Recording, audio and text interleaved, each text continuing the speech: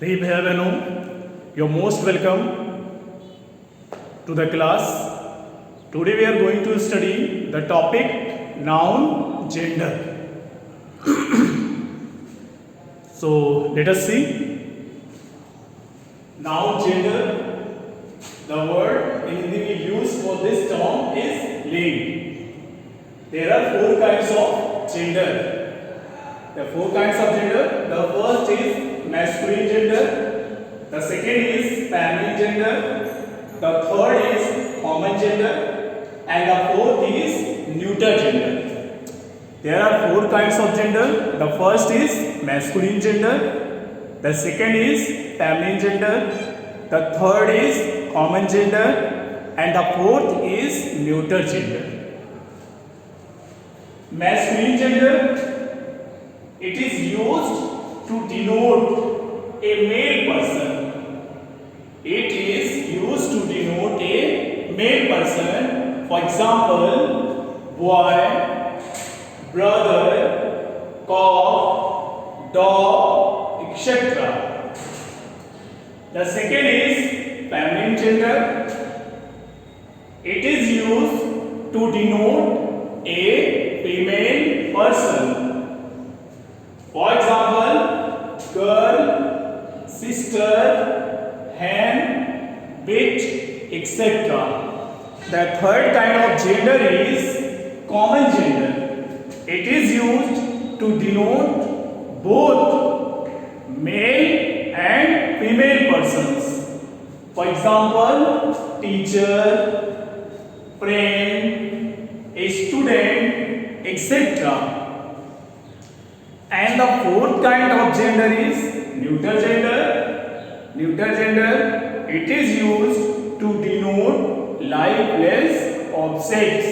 For example, book, pen, table, tree, etc. There are few special things about gender. 2 points. The first is collective nouns are always neuter gender. We have already studied about the noun and its kinds.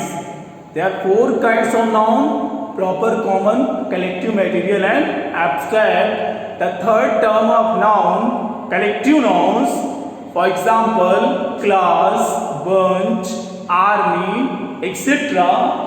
Collective nouns are always neuter gender. Collective nouns are always neuter gender. And the second point is young children and young ones of animals. Young children and young ones of animals are also neuter gender. So we have discussed noun gender. There are four kinds of gender. First is masculine gender. It is used to denote a male person. For example, boy, dog, cock, etc. The second is feminine gender. It is used to denote female person. Common gender. It is used to denote both male and female person. And the fourth is neuter gender. It is used to denote lifeless objects. Now once again, now revise all this. Noun gender, तो आज हम क्या है noun gender के बारे में पढ़ रहे हैं, अर्थात जेंडर का तात्पर्य होता है लिंग. There are four kinds of gender, अर्थात लिंग चार प्रकार के होते हैं. The first is masculine gender, जिसको पुल्लिंग कहा जाता है. The second is feminine gender, जिसे स्त्रीलिंग कहा जाता है. The third is common gender, जिसे उभयलिंग कहा जाता है. And the fourth is neuter gender, जिसे नपुंसक लिंग कहा जाता है.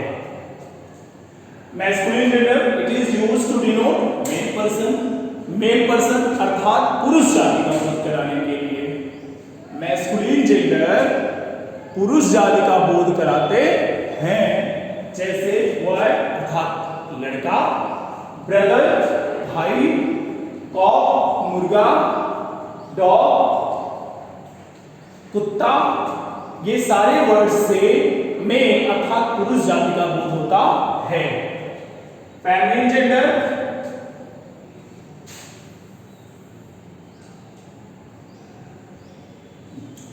Feminine gender it is used to denote female person, अर्थात स्त्री जाति का बोध कराते हैं ये।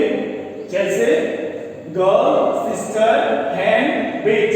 गर्ल लड़की, सिस्टर बहन, हैन मुर्गी, बेच कुतिया। ये सारे जो वर्ड्स हैं इनसे स्त्री जाति का बोध होता है। थर्ड इज कॉमन जेंडर, अर्थात उभयलिंग। उभय मतलब ऐसे नाउन जिनसे स्त्री और पुरुष दोनों जाति का बोध हो, मतलब ऐसे शब्द जिनका प्रयोग हम स्त्री जाति के लिए भी कर सकते हैं एंड इक्वली उस वर्ड का प्रयोग हम पुरुष जाति के लिए भी कर सकते हैं। जैसे फॉर एग्जाम्पल टीचर, अध्यापक, मेल हो या फीमेल हो, दोनों के लिए हम टीचर शब्द का प्रयोग कर सकते हैं। So it is common gender. Friend, मित्र, चाहे वो लड़का हो या लड़की हो, दोनों के लिए हम सेम टर्म फ्रेंड का यूज कर सकते हैं। So it is common gender. Student, student अर्थात विद्यार्थी, छात्र, चाहे वह लड़का हो या लड़की हो, दोनों के लिए हम स्टूडेंट शब्द का प्रयोग कर सकते हैं। तो ऐसे शब्द जिनसे मेल और फीमेल, स्त्री और पुरुष दोनों जाति का बोध हो, उसको कॉमन जेंडर कहते हैं। चौथा है न्यूटर जेंडर, अर्थात नपुंसकलिंग। तो ऐसे शब्द use to denote lifeless objects, अर्थात इनसे निर्जीव वस्तुओं का बोध होता है। जैसे बुक पुस्तक निर्जीव है, पेन कलम निर्जीव है, टेबल मेज निर्जीव है, ट्री पेन निर्जीव है। कुछ विशेष बातें जेंडर के बारे में। पहला है कलेक्टिव नाउन्स और ऑलवेज न्यूटर जेंडर। जो कलेक्टिव नाउन्स होते हैं अर्थात nouns used to denote group or collection of persons or things. समूह का बोध कराने वाली जो संज्ञाएं होती हैं, नाउन्स होते हैं, उनको भी हम न्यूटर जेंडर में रखते हैं, उनके अंडर कैटेगराइज किया जाता है। Last young children and young ones. Young children अर्थात छोटे बच्चे and young ones of animals, अथवा जो पशु होते हैं, जानवर होते हैं, उनके बच्चे भी न्यूटर जेंडर के अंतर्गत रखे जाते हैं। एक शब्द जो हमने यहां यूज किया है डिनोट, उसको किस अर्थ में प्रयोग किया गया है? डिनोट का यहां पर अर्थ है सूचित करना अथवा अर्थ प्रकट करना। डिनोट का अर्थ है सूचित करना अथवा अर्थ प्रकट करना। हम ऐसे देख सकते हैं, it is used to denote a male person, अर्थात इसका प्रयोग पुरुष जाति का बोध कराने के लिए, अर्थ प्रकट करने के लिए किया जाता है। आशा है ये टॉपिक आपको समझ में आया होगा। धन्यवाद।